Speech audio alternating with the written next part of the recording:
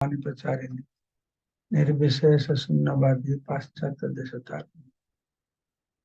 आज के আমরা অষ্টাদশ অধ্যায় শ্রবণ করব। ভগবত গীতা অষ্টাদশ অধ্যায়। তো এই অধ্যায়ের নাম আছে মোক্ষ যোগ।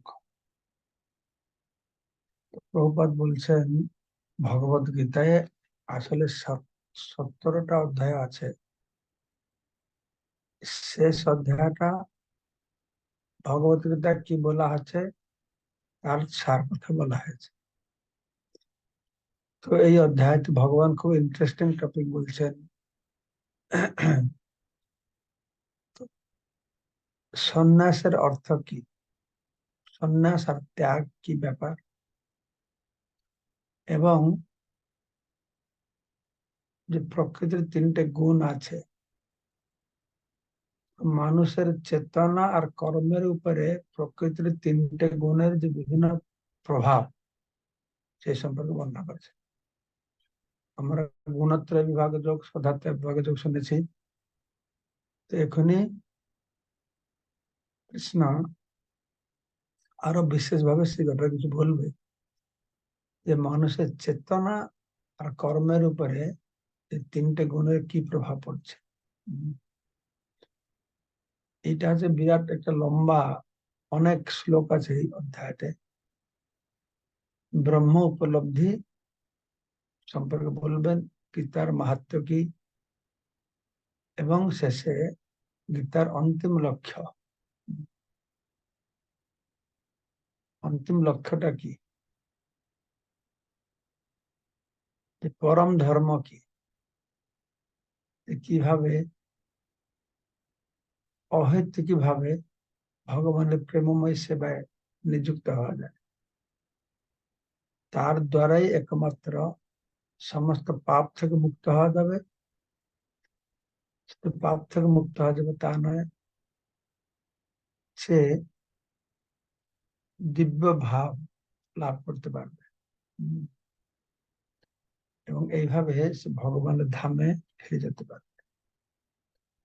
প্রথম শ্লোক, ওম নমো ভগবতে বাসুদেবায়, ওম নমো ভগবতে বাসুদেবায়, ওম নমো ভগবতে বাসুদেবায়।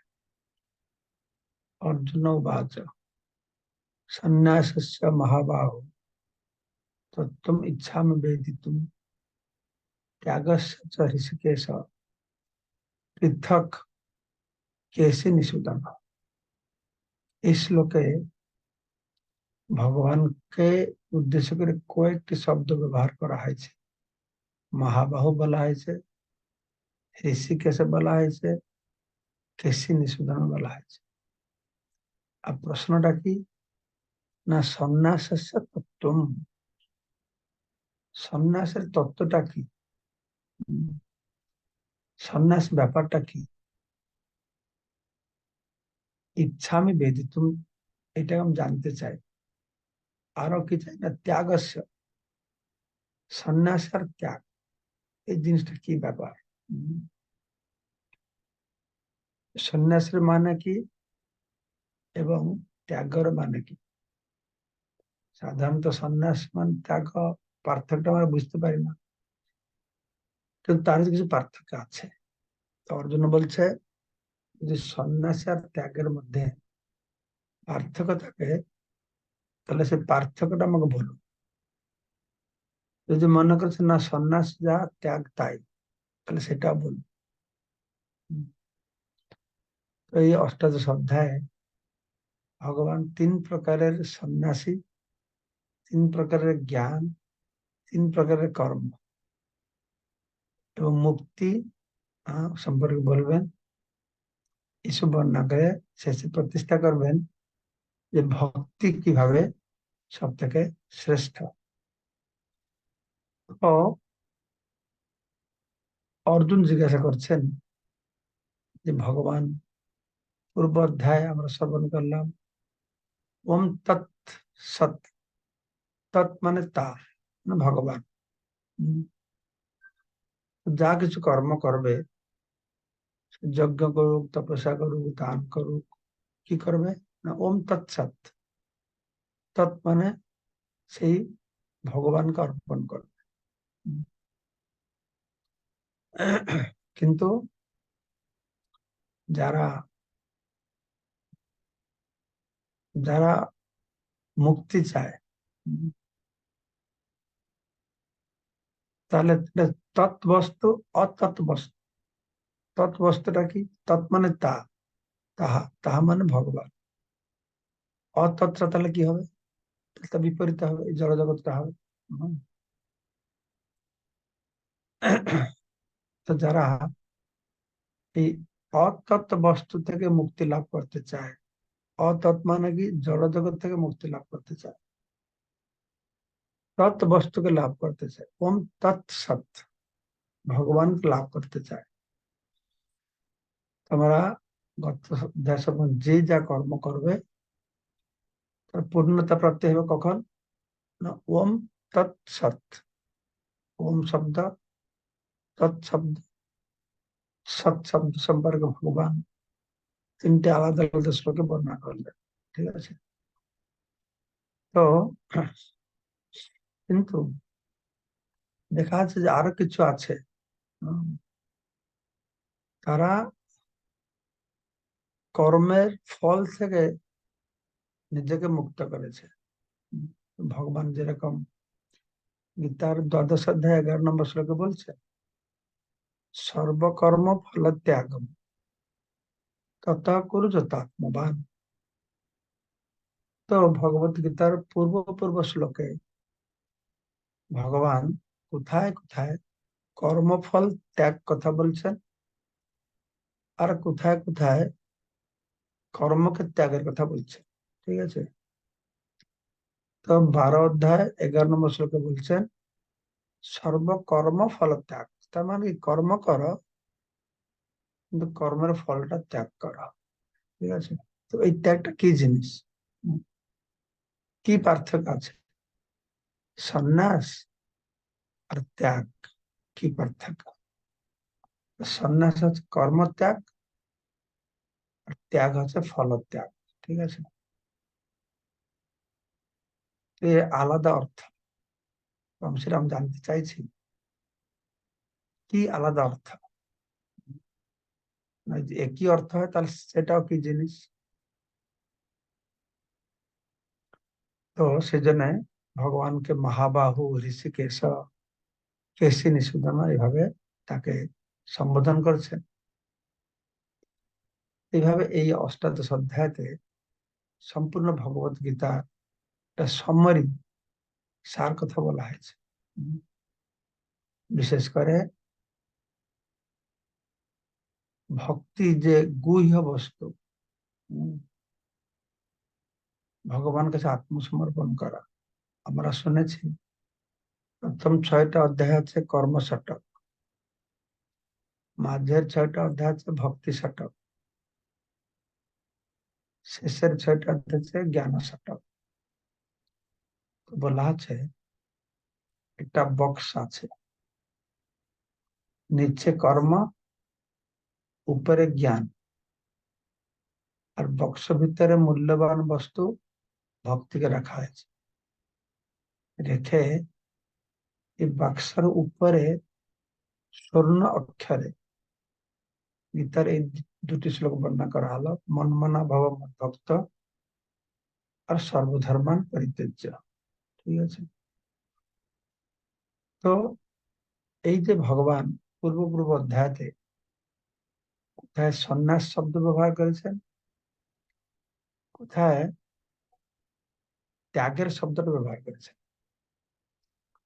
যেরকম পঞ্চম অধ্যায় 13 নম্বর শ্লোকে ভগবান বলছেন সর্বকর্মাণি মনসা সন্ন্যাসতে সুখম বসে। সমস্ত কর্ম মন থেকে ত্যাগ করো।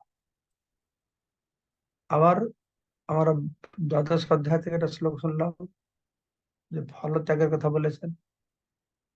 চতুর্থ অধ্যায় 20 নম্বর শ্লোকে বলছেন ত্যক্ত্বা কর্মফল সঙ্গম, কর্মফলকে পরিত্যাগ করবো সম্পর্কে আমরা দুটো শ্লোক শ্রবণ করলাম। বিশ্বনাথ চক্রবর্তীপাদ দ্বাদশ অধ্যায় 11 নম্বর শ্লোক কোট করেছেন, সর্বকর্ম ফল ত্যাগম তথা কুরুতাত্মবান। আর বলদ বিদ্যাভূষণ 4th অধ্যায়ের 20 নম্বর শ্লোক উদ্ধৃত করে, একটা কর্ম ফল সঙ্গ। ঠিক আছে, তাহলে সুস্পষ্ট হচ্ছে যে কর্মফল ত্যাগের কথা বলা আছে। তো সেটাকে অর্জুন সুস্পষ্ট ভগবানের কাছে জানতে চাইছেন, এটা কি দুটো সম্পূর্ণ আলাদা? একটা গাছ, একটা পাথর, সম্পূর্ণ আলাদা, তাই না? তো এটা গাছ আর পাথর, সন্ন্যাস আর ত্যাগ দুটো কি আলাদা জিনিস, না কিছু সিমিলারিটি রয়েছে? যেরকম কুরু আর পাণ্ডব, আমরা কৌরব ধৃতরাষ্ট্র পুত্র থেকে কৌরব বলি, পাণ্ডব পাণ্ডব বলি, কিন্তু পাণ্ডুপুত্ররা কুরু বংশের, দুজনে কুরু বংশের, সিমিলারিটি আছে, তাই না? তো এইভাবে অর্জুন আর সুস্পষ্ট ভাবে এটাকে জানতে চাইছে। তো বাহ্যিক ভাবে বোঝা যাবে না কি সন্ন্যাস যা কর্ম ফল ত্যাগ, তাই সন্ন্যাস মানে ত্যাগ, ত্যাগ মানে ত্যাগ। যেরকম সুখ, শান্তি, আনন্দ, সাধারণ মানুষের জন্য সুখে থাকা, শান্তি থাকা, আনন্দ থাকা একই ব্যাপার না, তাতে বিভিন্ন পার্থক্য রয়েছে। ঠিক সেই রকম সন্ন্যাসী, সন্ন্যাস আর ত্যাগ, এই দুটোর মধ্যে পার্থক্য রয়েছে। ঠিক আছে? তো আমরা এই 6টা অধ্যায় কর্ম শতক, ভক্তি শতক, জ্ঞান শতক সম্পর্কে শুনেছি। প্রভুপাদ সেটাকে একটু আলাদা রকম বলছেন। তিনি সবটাই ভক্তি বিভিন্ন স্তরের কথা তিনি বর্ণনা করছেন। তো 2য় অধ্যায়তে ভগবত গীতার সব কিছুর একটা সারাংশ বলা হয়েছিল, আর শেষে আবার সেই সার কথা বলছে। ঠিক আছে, কেননা কোন বক্তা কিছু উপস্থাপনা করতে হলে সে যে কথাটা বলবে শ্রোতাদের কাছে তার ইন্ট্রোডাকশন দিতে হবে, যাতে শ্রোতাদের বোধগম্য হয় আমি কি বিষয়টা বলতে যাচ্ছি। সেজন্য 2য় অধ্যায় কৃষ্ণ তো প্রথম অধ্যায় কিছু বলেননি, গীতার জ্ঞান শুরু হচ্ছে 2য় অধ্যায় থেকে, প্রথম অধ্যায়তে না। তো কৃষ্ণ শুরুতে একটা সারাংশ বললেন যে গীতার বিষয়বস্তুটা এরকম হবে, আবার শেষেও যা কিছু বললেন তার সার কথা বললে তার শেষ নির্যাসটা যে ভক্তি যে কত শ্রেষ্ঠ সেটাকে বর্ণনা করছেন। 2য় শ্লোকে ভগবান বলছেন, প্রথম শ্লোকে অর্জুন প্রশ্ন করছে সন্ন্যাস আর ত্যাগ এর কি পার্থক্য আছে তা আমি বলি। ভগবান বলছেন যে কাম্যানাং কর্মণাং ন্যাসম সন্ন্যাসম কবয় বিদু সর্বকর্ম ফল ত্যাগম প্রাহুস্ত্যাগম বিচক্ষণ। কাম্যানাম কর্মণম ন্যাসম, কাম্য কর্ম আমরা শুনেছি, কর্ম, কর্ম, অকর্ম, বিকর্ম। বিকর্ম মানে শাস্ত্র নিষিদ্ধ কর্ম, সেটা করা ঠিক না। অকর্ম মানে নিষ্কর্ম, কোন কর্ম না করে বসে থাকা, সেটা ঠিক না। তাহলে কোনটা ঠিক? না কর্ম করতে হবে। কর্মকে আবার 3 ভাগে বিভক্ত করা হয়েছিল আমরা শুনেছি, এটা নিত্য কর্ম, নৈমিত্তিক কর্ম, কাম্য কর্ম। নিত্য কর্মটা কি জিনিস? সন্ধ্যা, তর্পণ, এইসব নিত্য কর্ম, বন্দনা প্রতিদিন আমরা যেটা করছি নিত্য কর্ম। নৈমিত্তিক কর্ম কি না, বছরের বিভিন্ন উৎসব অনুষ্ঠান, সেটা তো প্রতিদিন হয় না। গোবর্ধন পূজা, জন্মাষ্টমী, নৈমিত্তিক কর্ম। আর কাম্য কর্মটা কি না, কামনা বাসনা নিয়ে রাজস্ব যজ্ঞ করছে, আরো পুত্রেষ্টি যজ্ঞ করছে, এগুলো কাম্য কর্ম। তো ভগবান বলছেন কাম্যানাং কর্মণাং ন্যাসম। এই কাম্য কর্ম, কামনা বাসনা নিয়ে যে কর্ম, সেই কর্মকে ত্যাগ করাকে পণ্ডিতরা সন্ন্যাস বলে। আর ত্যাগ কাকে বলে? আহ, সর্বকর্ম ফল ত্যাগ। সবকিছু করবে, কাম্য কর্ম করবে, কিন্তু ফলটা ত্যাগ করবে, সন্ন্যাস। ন্যাস, ন্যাস মানে ত্যাগ করা। সেক্ষেত্রে এখানে বলা আছে যে পণ্ডিতরা বলছে সন্ন্যাস মানে কর্মকে ত্যাগ করা। হম, অবশ্য কর্ম ত্যাগ করা মানে কি, কিছু নিজের উদ্দেশ্য নিয়ে কর্ম করছে, সেটাকে ত্যাগ করা। হম, আর ত্যাগটা মানে কি, কর্মের ফলকে ত্যাগ করা। মানে মোটামুটি জানতে হবে সন্ন্যাস মানে কর্মকে, কামনা বাসনা সব কর্মকে ত্যাগ করা, ত্যাগ মানে ফলকে ত্যাগ করা, বাস এই দুটো আর কি। সন্ন্যাস, সন্ন্যাস, ন্যাস মানে ত্যাগ করা। হ্যাঁ, সম মানে একদম গোড়া থেকে ত্যাগ করা, সম্যক, সম্যক রূপে ত্যাগ। সম সম সম্ন্যাস, সন্ন্যাস। সম্যক রূপে ত্যাগ করো মানে গোড়া থেকে ত্যাগ করা, ওকে বলে সন্ন্যাস। আর কি ত্যাগ করা না, কর্ম ত্যাগ করা। কিরকম কর্ম ত্যাগ করা? নিজের কিছু ভৌতিক বাসনা যুক্ত কাম্যানাং কর্মণাং। এই কাম্য কর্মটা ভালো করে মনে করতে রাখতে হবে। যেরকম কাম্য কর্মের ভিতরে কিরকম না, পুত্র কাম যজেত, স্বর্গ কাম যজেত। পুত্র পাওয়ার জন্য যজ্ঞ করছে, ঠিক আছে, পুত্র পাওয়ার জন্য পূজা করছে, স্বর্গে যাওয়ার জন্য পূজা করছে। হ্যাঁ, এইগুলা বলা হচ্ছে কাম্য কর্ম, ঠিক আছে। কাম্য কর্মকে ত্যাগ করতে হবে, কিন্তু নিত্য কর্মকে ত্যাগ করবে না। নিত্য কর্মটা মানে দৈনন্দিন কর্ম, সন্ধ্যা বন্দনা, হ্যাঁ, এগুলো ত্যাগ করবা। তো এই কাম্য কর্মকে ত্যাগের সন্ন্যাস হয়ে গেল। আর ত্যাগ মানেটা কি? ত্যাগ মানে কাম্য কর্ম করেছে, কিন্তু ফলটা ত্যাগ করছে। কামনা বাসনা করে অনেক টাকা পেল, টাকাটা নিজের নিজের না দিয়ে অন্যের জন্য ব্যবহার করছে। হ্যাঁ,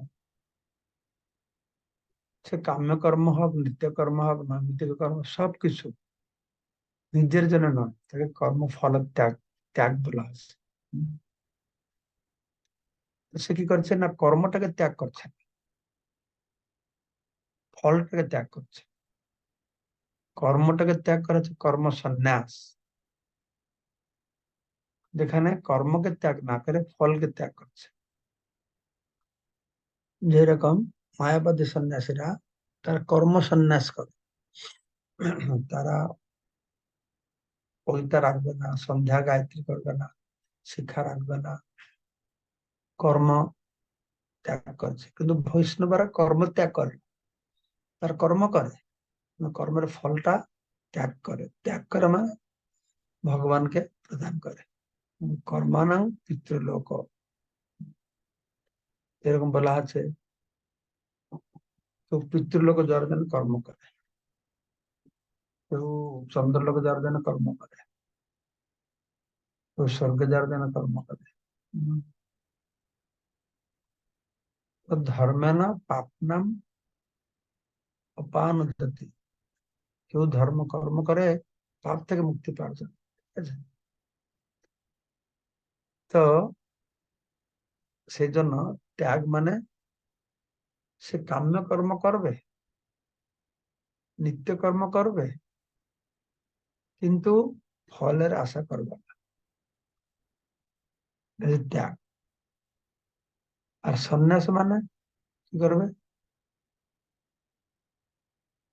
সে নিত্য কর্ম করবে,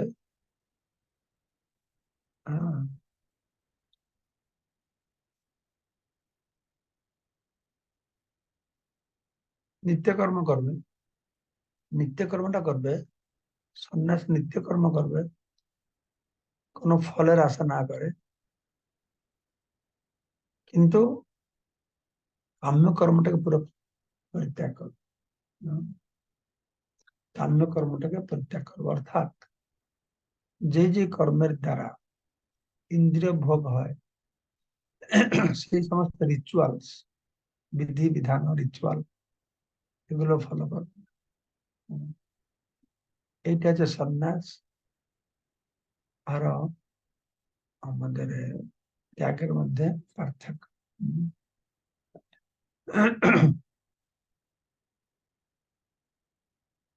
এই জন্য যারা সন্ন্যাস নেয় তাই পুত্রেষ্টি যজ্ঞ করে পুত্র পাওয়ার জন্য, কাম্য কর্ম। কাম যজেত স্বর্গ, কাম যজেত পুত্র পাওয়ার জন্য করে, স্বর্গে যাওয়ার জন্য করে, যেগুলো পরিত্যাগ করতে হবে। তো এইভাবে আমরা দেখলাম যে ত্যাগ আর সন্ন্যাসের মধ্যে পার্থক্য। ত্যাগ মানে কর্ম করবে, নিত্য কর্ম কাম্য কর্ম করবে, কিন্তু ফলের আশা করবে, ফল আশা ত্যাগ করবে। সন্ন্যাস হচ্ছে ফলের আশা না করে নিত্য কর্মটা করবে, কিন্তু কাম্য কর্মটাকে পরিত্যাগ করবে। এটা সিম্পল জিনিস, এটাই ভগবানের, এটাই মত।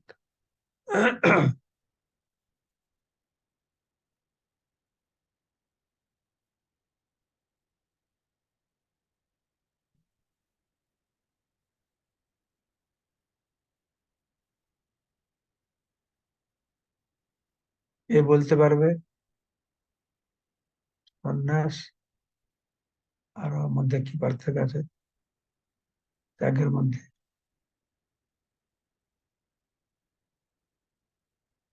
একজনকে হাত তুলবে। হরে কৃষ্ণ মহারাজ, প্রণাম, ধন্যবাদ, প্রণাম মহারাজ। মহারাজ, সন্ন্যাস নিত্য কর্ম করবে, ফল ত্যাগ করবে, কিন্তু কাম্য কর্ম করবে না। আর ত্যাগ নিত্যকর্ম, কাম্যকর্ম, নিত্যকর্ম আর কাম্যকর্ম করবে, কিন্তু ফল ত্যাগ করবে। ঠিক বলেছি মহারাজ? সিদ্ধাময় কৃষ্ণ প্রভু, আপনি বলুন নিত্য কর্ম কি, কাম্য কর্ম কি? সিদ্ধাময় প্রভু।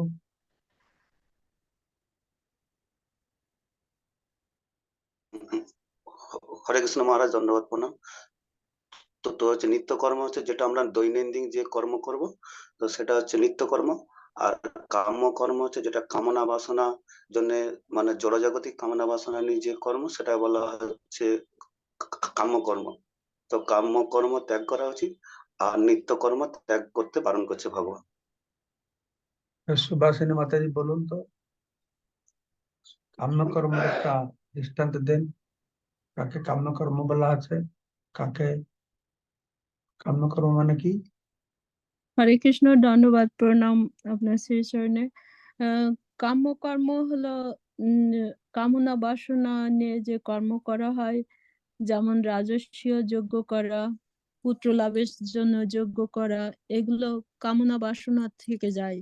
এই যজ্ঞগুলো, এই কর্মগুলো হলো কাম্যকর্ম, যেটা ফলের আশা নিয়ে করা হয়। আর নৈমিত্তিক কর্ম হলো যেটা হলো বৎসরে করা হয়, যেমন গোবর্ধন পূজা, জন্মাষ্টমী, এই